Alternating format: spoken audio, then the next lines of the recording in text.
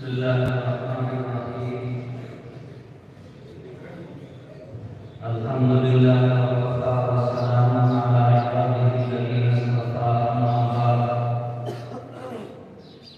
فأعوذ بالله من الشيطان الرجيم بسم الله الرحمن الرحيم ولتكن منكم أمة يدعون إلى الخير ويأمرون بالمعروف وينهون عن المنكر وقال رسول الله صلى الله عليه وسلم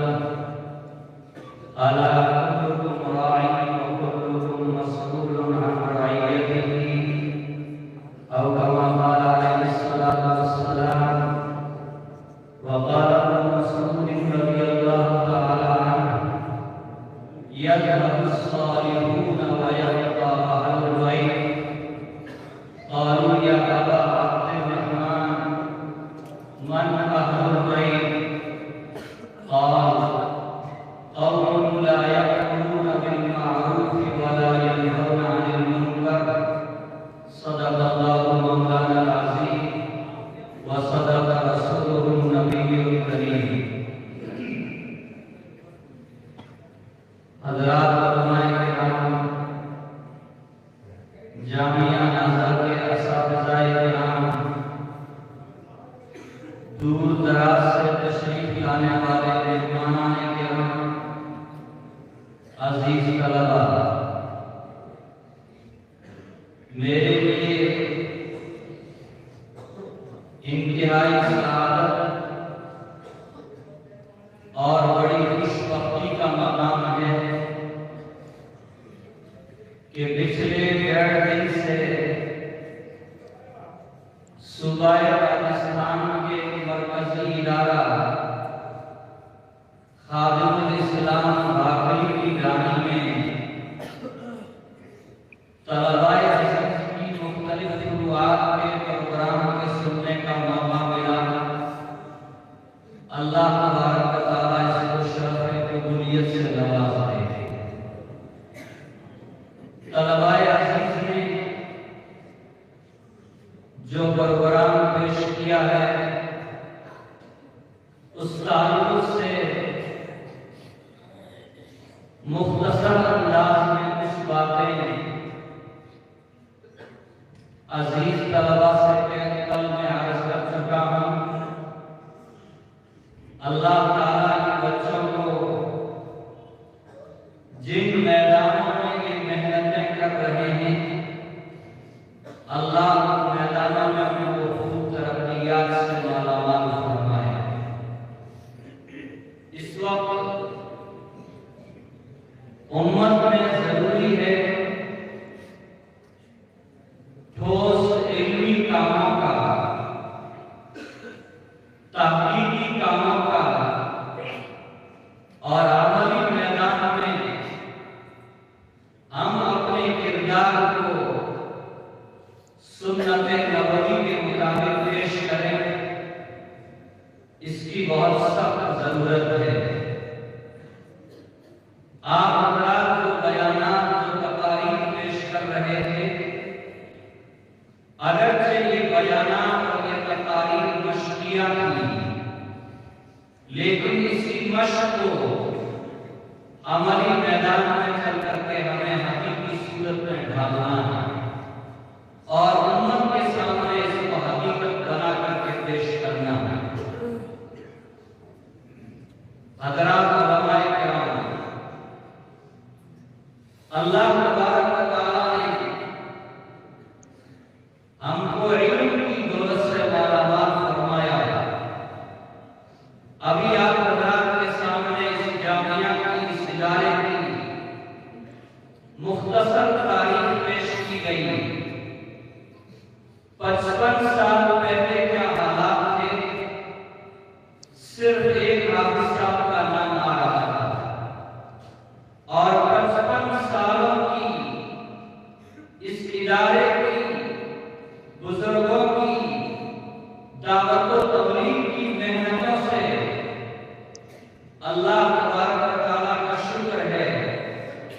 گھر گھر حافظ قرآن ہیں، گھر سرگرم عالم دین ہیں، فتویٰ دینے والے، قرآن اور حدیث کی روشنی میں صحیح مسائل بتانے والے مفتیان کرام کی یہ بھی موجود ہے۔ اس چیز پر اللہ کا شکر ادا کرتے ہوئے موجودہ زمانے کا جائزہ لے کر مستقبل میں کن حالات کا ہمیں سامنا ہے، ان چیزوں کی منصوبہ بندی اور مستقبل کا لائحہ عمل کی آپ ہی کو تیار کرنا ہے۔ دنیا میں کام کرنے والے لوگ بہت ہیں، تنظیمیں بہت ہیں، افراد بہت ہیں، لیکن جہاں مسئلہ دین کا آئے گا، جہاں مسئلہ علمی مسائل کا آئے گا، جہاں مسئلہ علمی تحقیق کا آئے گا، آج بھی اللہ کا شکر ہے امت کا یہ ذہن بنا ہوا ہے اور امت کا یہ تصور ہے کہ اس طرح کے مسائل میں یہ علماء ہماری رہنمائی کر سکتے ہیں، اور ڈگریاں حاصل کرنے والے، دوسرے اداروں میں تعلیم حاصل کرنے والے دینی اعتبار سے، علمی اعتبار سے امت کی صحیح رہنمائی نہیں پیش کر سکتے۔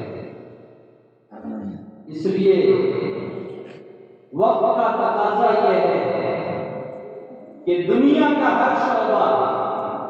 اپنی جگہ بہت منظم ہو رہا ہے، ہر شعبہ مستقل اپنی ایک شکل و صورت اختیار کر رہا ہے۔ ان شعبوں میں امت کو صحیح راہ اور صحیح جگہ بتانے کی ضرورت ہے، اور یہ ضرورت مدارس اسلامیہ ہی پوری کر سکتے ہیں۔ مدارس اسلامیہ کے علاوہ کوئی اس ضرورت کو پورا نہیں کر سکتا۔ مرکزی اداروں کے تعلیمی شعبہ جات کے ذمہ داران الحمدللہ یہاں موجود ہیں۔ حضرت مولانا عبدالحی صاحب دامت برکاتہم، حضرت مفتی محمد ممتاز صاحب دامت برکاتہم، میں ان اکابر کی خدمت میں عرض کرنا چاہوں گا کہ ہمارے اکابر نے آج سے 100 سال پہلے، 70 سال پہلے، 60 سال پہلے، 50 سال پہلے ہمیں الف با سے لے کر کے یہاں تک پہنچا دیا ہے کہ ہمارے مدارس میں دورہ حدیث تک کی تعلیم ہے، افتاء کا انتظام ہے۔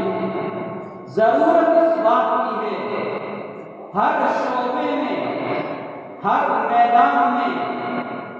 ماہر علماء کو، ماہر فضلاء کو، ماہر مفتیان کرام کو مہیا کروایا جائے۔ امت کے افراد مارکیٹ میں بھی ہے، امت کے افراد تجارت میں بھی ہے، امت کے افراد زراعت کے میدان میں بھی ہے، امت کے میدان بینک کے لائن میں بھی ہے، امت کے افراد انٹرنیٹ کی دنیا میں بھی ہے۔ دارالافتاء کے اندر کسی ایک ادارے کے اندر ایک مفتی صاحب بیٹھ کر کے اس ذمہ داری کو کبھی پورا نہیں کر سکتے ہیں۔ آج جس طرح دنیا کے دوسرے میدانوں کے اندر، دوسرے شعبوں کے اندر متخصص افراد پیدا کیے جا رہے ہیں، دماغ کا علاج کرنے کے لیے مستقل ڈاکٹر ہے، آنکھ کا علاج کرنے کے لیے مستقل ڈاکٹر ہے، کان اور ناک کے لیے مستقل ڈاکٹر ہے، بلڈنگ کا الگ انجینئر ہے، پانی کے نظام کا الگ انجینئر ہے، لائٹ کے نظام کا الگ انجینئر ہے۔ دینی میدان میں جتنے شعبہ جات ہیں، ان شعبہ جات میں سے ہر شعبے کو آج سے ہم سامنے رکھ کر کے افراد کو تیار کرنا شروع کریں گے۔ اگلے 15-20 سال کے بعد میں جا کر کے ایسے افراد امت کے سامنے آئیں اور ہماری یہ ضرورت کچھ پوری ہوگی۔ اب وہ دور چلا گیا کہ ہم دور دراز سے افراد کو لا کر کے اس طرح کا کام لیں۔ حالات نے رخ بدل دیا ہے، دنیا نے رخ بدل دیا ہے، ہمیں اپنے ہی افراد پیدا کر کے اپنے اپنے علاقوں کے اندر، اپنی اپنی برادریوں کے اندر اور اپنے اپنے صوبوں اور ضلعوں کے اندر اس طرح کے افراد تیار کر کے اس کام کو منظم کرنے کی ضرورت ہے۔ حضرت قاری حاجی صاحب دامت برکاتہ پرسوں فرما رہے تھے صبح ناشتے میں کہ اب کچھ نیا ہونا چاہیے۔ علمی میدان بڑا وسیع ہے۔ آپ کے یہاں سب سے پہلے مضمون نگاری کا سلسلہ شروع ہوا۔ ہم نے اس موقع پر یہاں کے اساتذہ کو، طلباء کو بڑی مبارکباد پیش کی تھی۔ ہماری آرزو بھی تھی کہ ہم مدینہ العلوم کے اندر اس سلسلے کو شروع کریں، لیکن جس طرح ہونا چاہیے ہم اس نظام کو شروع نہیں کر پائے۔ آپ کے یہاں الحمدللہ وہ نظام مرتب اور منظم ہو چکا ہے، اور مجھے 13-14 فتوحات میں جس چیز سے مجھے اپنی قلبی خوشی اور قلبی مسرت ہوئی، بولنا اپنی جگہ بہت اچھی چیز ہے، زبان کے ذریعے نافذ ضمیر کی ادائیگی اپنی جگہ بہت اچھی چیز ہے، لیکن قلم کے ذریعے مضمون کو اور تحقیقی چیز کو جس طرح پیش کیا جا سکتا ہے، تقریر کے اندر اس چیز کو کبھی پیش نہیں کیا جا سکتا۔ اس لیے بہت اچھی چیز ہے۔ میں اپنے طلباء عزیز سے گزارش کروں گا کہ آپ اس میدان کے اندر اور زیادہ سے زیادہ محنت کریں۔ جہاں دنیا کے بڑے بڑے رسائل، مجلات اور رسالے نکلتے ہیں، یہاں سے لکھنے والے کاتبوں کی، یہاں سے لکھنے والے رائٹروں کے مضامین ان رسالوں کے اندر آئندہ سالوں کے اندر آنے چاہیے، اور مجھے امید ہے انشاءاللہ ضرور آئیں گے۔ اس چیز کی بہت سخت ضرورت ہے۔ دوسری چیز جو مجھے پورے مجمع سے عرض کرنی ہے، زمانہ بہت بے حیائی کا ہے۔ ہر فرد چاہے نہ چاہے گناہوں کے اندر مبتلا ہوتا جا رہا ہے۔ اسباب، آلات اور وسائل اس طرح کے پیدا کر دیے گئے، اور مجبوریاں اور ضرورتیں ان کے ساتھ اس طرح لاحق کر دی گئی کہ ہمارے بزرگ تو اس سے بچ سکتے ہیں، نوجوان نسل اور ہمارے بچوں کے لیے ان چیزوں سے بچنا بہت مشکل ہو رہا ہے۔ دو چیزیں خاص طور سے، ایک چیز حرام مال کے اندر ابتلا عام ہوتا جا رہا ہے۔ حرام مال کے اندر ابتلا عام ہوتا جا رہا ہے۔ آپ چاہیں کہ ہم سود کا پیسہ نہیں کھائیں گے، آپ چاہیں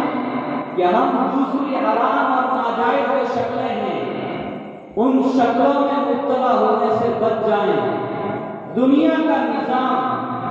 بینک کا سسٹم اس طرح کا بنا دیا گیا، اور صلی اللہ علیہ وسلم نے فرمایا ہے جب قیامت ہوگی آدمی حرام مال سے بچ سکتا ہے، لیکن اس کے ذمے سے کیسے بچ سکتا ہے؟ کسی نے ایک چیز ہے مختصر سبق دیا گیا ہے۔ دوسری چیز اپنے نظر سے حفاظت کرنا، انٹرنیٹ ہے، موبائل ہے،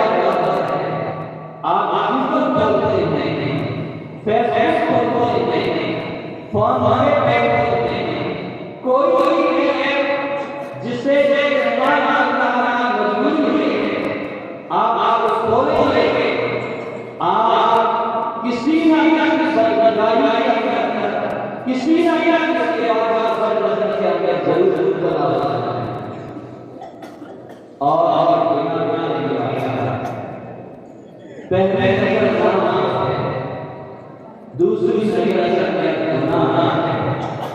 شہوت کا شہوت سے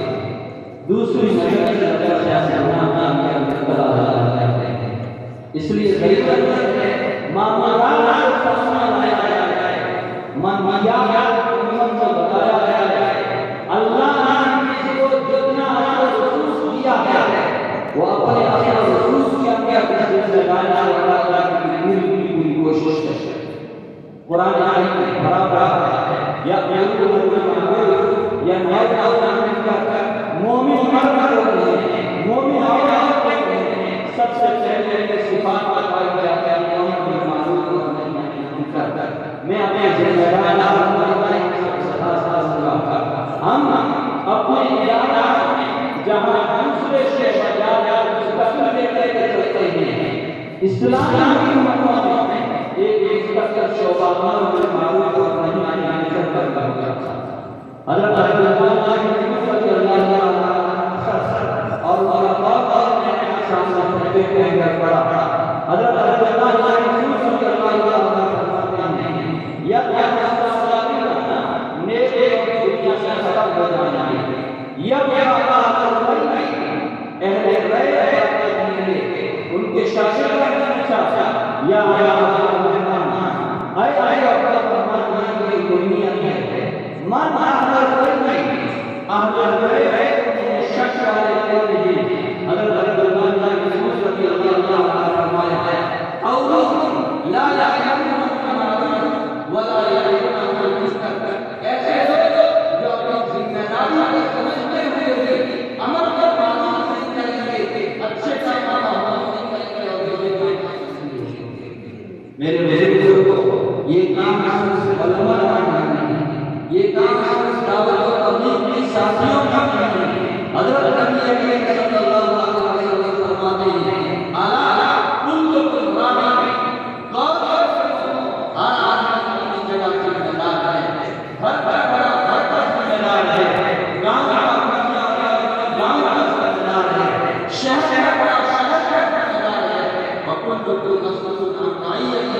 اور ہر آدمی سے ہر اس کے دماغ میں سے پوچھا جائے گا کہ تو نے اپنی ذمہ داری کیوں نہیں ادا کی ہے اس لیے میرے بزرگوں وقت زیادہ ہے اگر ہمیں چاہتے ہیں ہمارے گھر کا ماحول پاکیزہ رہے ہمارا حسن حرام سے گناہوں سے حرام چیزوں سے بچا ہوا رہے ہمارا کھانا پاک صاف رہے ہماری ماں بہن کی عزت کیا کرے ہمارے ہم آفین میں اور قیامت میں تو ہمارے لیے ضروری ہے کہ ہم امر بالمعروف اور نہی عن المنکر کا انتظام کرنے کی کوشش کریں چھوٹا بڑا اللہ تعالی ہم سب کو کہتے ہیں فرمائے میں دوبارہ یہاں کی حضرت کا شکریہ ادا کرتا ہوں اور میں عزیز اللہ اور ان سے محنت کرنے والے ساتھیوں اور اس دعا کے ساتھ بولتا ہوں کہ جن بزرگوں نے اس عہدے کو لگایا تھا آج یہ ترقی کی راہ اللہ تعالیٰ اس مرکزی جگہ پہ مزید ترقیات سے فرمائے یہاں سے تعلیمی اور تحقیقی میدان میں محفوظ سے کام ہے